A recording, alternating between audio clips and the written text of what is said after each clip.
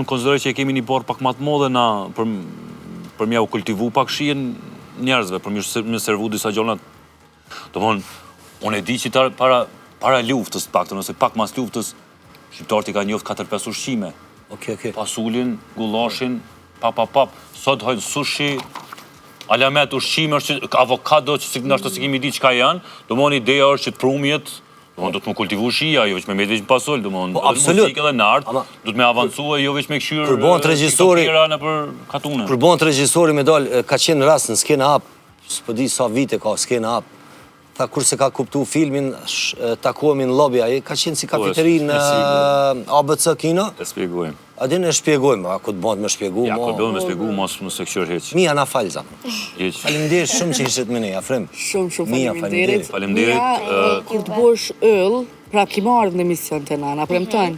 Na bashkë me Mijan, në këtë rast nuk muna me shku për i këtuit, pa e boni falendrim të madh për mamin e Mijas. Po, për mamin të amë. Mamin Shqipe, nusën teme, që pa dyshim është alfa dhe omega e familjes tonë. Se vetë gjithmonë në dhajtjen nuk shihen, nuk flitet. Po, backstage.